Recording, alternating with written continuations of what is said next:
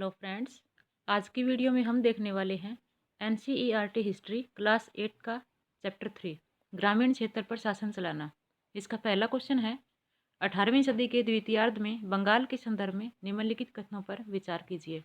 कथन 1, इस कालखंड में बंगाल में भीषण अकाल पड़ा जिसमें लगभग 1/3 आबादी समाप्त हो गई, जो कि सही कथन है। इस कालखंड में गवर्नर जनरल वारेन हेस्टिंग्स के कार्यकाल के दौरान कंपनी ने राजस्व आय के लिए स्थायी बंदोबस्त नामक एक व्यवस्था लागू की गई। यह कथन यहाँ सही नहीं है, क्योंकि कंपनी ने राजस्व आय के लिए जो स्थायी बंदोबस्त की व्यवस्था लागू की थी वारेन हेस्टिंग्स के टाइम पीरियड के दौरान नहीं की थी, यह लॉर्ड कॉर्नवालिस के टाइम पीरियड के दौरान की गई थी। ऑप्शन 1 यहाँ सही है। नेक्स्ट है, स्थायी बंदोबस्त के संदर्भ में निम्नलिखित कथनों पर विचार कीजिए। कथन 1, इसके अंतर्गत राजाओं और तालुकदारों को जमींदार के रूप में मान्यता देकर उन्हें किसानों से लगान वसूलने का काम दिया गया, जो कि सही है। इस व्यवस्था के अनुसार जो जमींदार राजस्व चुकाने में विफल होता था उसकी जमींदारी छीन ली जाती थी, यह भी सही है। कथन 3, इसके अंतर्गत किसान से तय राजस्व को कभी भी बढ़ाया नहीं जा सकता था और जमीन पर किसान का अधिकार सुरक्षित रखा गया था। यह कथन यहाँ सही नहीं है। किसान से जो राजस्व है उसको बढ़ाया जा सकता था और ज़मीन पर जो है किसान का अधिकार सुरक्षित भी नहीं था। ऑप्शन 1 और 2 यहाँ सही है। इसकी व्याख्या देख लेते हैं। इस व्यवस्था में जमींदारों की ओर से चुकाई जाने वाली राशि स्थायी रूप से तय कर दी गई थी, परंतु इसका मतलब यह नहीं था कि भविष्य में यहाँ पे जमींदारों से चुकाई जाने वाली राशि जो है वह तय की गई थी, जिसका मतलब था कि भविष्य में उसमें इजाफा नहीं किया जाएगा। परंतु यह शर्त केवल जमींदारों के लिए थी, न कि किसानों के लिए। जमींदार किसान से जो है वह लगान की मांग बढ़ा सकते थे। ऐसा इसलिए था क्योंकि अंग्रेजों को लगता था कि राज्य की ओर से राजस्व की मांग बढ़ने वाली नहीं थी, इसलिए जमींदार बढ़ते उत्पादन से फायदे में रहेंगे और जमीन सुधार पर ध्यान देंगे। परंतु जमींदारों ने ऐसा नहीं किया। किसानों को जो लगान चुकाना था वह बहुत ज़्यादा था और ज़मीन पर उसका अधिकार भी सुरक्षित नहीं था। ऐसे में किसान कर्ज में फंस जाता था तथा उत्पादन घटने से लगान भी नहीं चुका पाता था।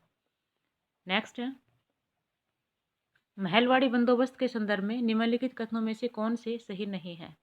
कथन 1, यह व्यवस्था लॉर्ड हेस्टिंग्स ने तैयार की थी।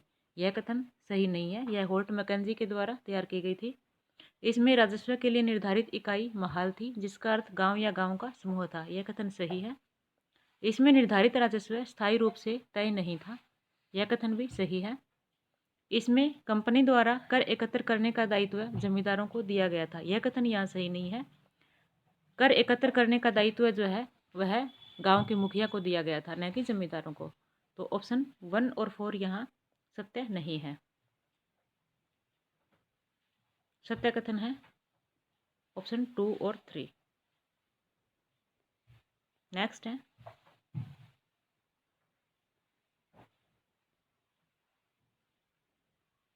रैयतवाड़ी व्यवस्था के संदर्भ में निम्नलिखित कथनों पर विचार कीजिए। कथन 1, इसे मुख्य रूप से दक्षिण भारतीय क्षेत्रों में लागू किया गया, जो कि सही है। दक्षिण में परंपरागत जमींदारों के अभाव के कारण सीधे किसानों से ही बंदोबस्त करना तय किया गया। यह कथन भी सही है। इस व्यवस्था को टॉमस मुनरो ने विकसित किया था। यह भी सही है। सभी कथन यहाँ पे सही है।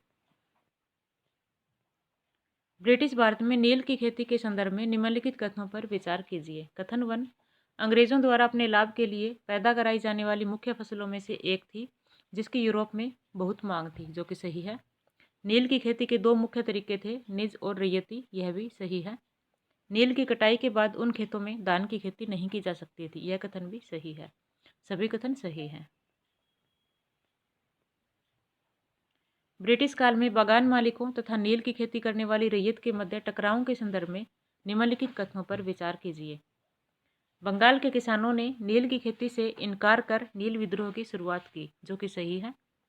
नील उत्पादन व्यवस्था की जांच के लिए नील आयोग बना, जिसने बागान मालिकों को निर्दोष बताया। यह कथन यहाँ सही नहीं है। जो नील आयोग बना था उसने बागान मालिकों को निर्दोष नहीं बताया था। नेक्स्ट है, चंपारण में महात्मा गांधी ने नील बागान मालिकों के खिलाफ आंदोलन का नेतृत्व किया। यह कथन सही है। ऑप्शन 1 और 3 जो है वह सही है। 2 जो है ऑप्शन 2 जो है गलत था, उसकी व्याख्या हम देख लेते हैं। विद्रोह के व्यापक होने पर नील उत्पादन व्यवस्था की जांच करने के लिए एक नील आयोग बना, जिसने बागान मालिकों को दोषी पाया। जोर जबरदस्ती के लिए उनकी आलोचना की। आयोग ने कहा कि नील की खेती रैयत के लिए फायदे का सौदा नहीं है। आयोग ने रैयतों से कहा कि वे मौजूदा अनुबंधों को पूरा करें, लेकिन आगे वे चाहें तो नील की खेती बंद कर सकते हैं। नेक्स्ट चैप्टर है आदिवासी, दिकू और एक सवर्ण युग की कल्पना। ब्रिटिश काल में झूम खेती के संदर्भ में निम्नलिखित कथनों पर विचार कीजिए। इसमें लोग जंगलों में छोटे भूखंडों के पेड़ों के ऊपरी हिस्सों को काटकर तथा वहां की घास व झाड़ियों को जलाकर साफ करके खेती करते थे, जो कि सही है। ऐसी खेती करने वाले किसान पूर्वोत्तर और मध्य भारत की पर्वतीय व जंगली पट्टियों में रहते थे, यह भी सही है। दोनों ही कथन यहाँ सही है। सूची 1 को सूची 2 के साथ सुमेलित कीजिए तथा दिए गए कूट का प्रयोग करके सही उत्तर चुनिए। सूची 1 में जनजातियां दी गई हैं व सूची 2 में उनकी विशेषताएं।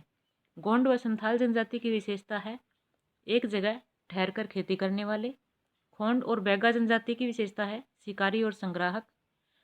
गद्दी और लबाडिया पशुपालक। भील और नागा झूम खेती करने वाले।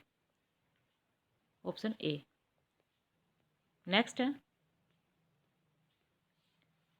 ब्रिटिश काल में आदिवासी मुखियाओं तथा उनकी परिस्थिति के संदर्भ में निम्नलिखित कथनों में से कौन से सही हैं। कथन 1, आदिवासी मुखियाओं का जमीन पर मालिकाना हक तो बना रहा, लेकिन उनकी शासकीय शक्तियां छिन गई, यह सही कथन है। आदिवासी मुखियाओं को अंग्रेजों के प्रतिनिधि के रूप में काम करना पड़ता था तथा उन्हें नजराना देना पड़ता था, यह भी सही है।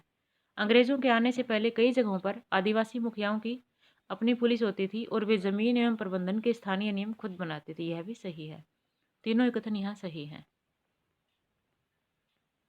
19वीं और 20वीं शताब्दियों के दौरान देश के विभिन्न भागों में जनजातीय समूहों ने बदलते कानूनों, अपने व्यवहार पर लगी पाबंदियों, नए करों और व्यापारियों व महाजनों द्वारा किए जा रहे शोषण के खिलाफ कई बार विद्रोह किए। ऐसे विद्रोहों के संदर्भ में निम्नलिखित में से कौन सा क्रम सही है। तो सबसे पहले हुआ था कोल विद्रोह, उसके बाद संथाल विद्रोह, फिर बस्तर विद्रोह और फिर वर्ली विद्रोह। नेक्स्ट है बिरसा मुंडा के आंदोलन के संदर्भ में निम्नलिखित कथनों पर विचार कीजिए। बिरसा ने अपने समर्थकों को दिकुओं के उत्पीड़न से आजाद करने के लिए आंदोलन किया, जो कि सही है। बिरसा का आंदोलन आदिवासी समाज को सुधारने का आंदोलन था। इसी क्रम में उसने ईसाई मिशनरियों और हिंदू जमींदारों दोनों का विरोध किया, यह भी सही है। अंग्रेजों को बिरसा आंदोलन के राजनीतिक उद्देश्यों से कोई परेशानी नहीं थी, यह कथन सही नहीं है। सफेद झंडा बिरसा का राज प्रतीक था, यह सही है। ऑप्शन 1, 2 और 4 जो है वे सही है।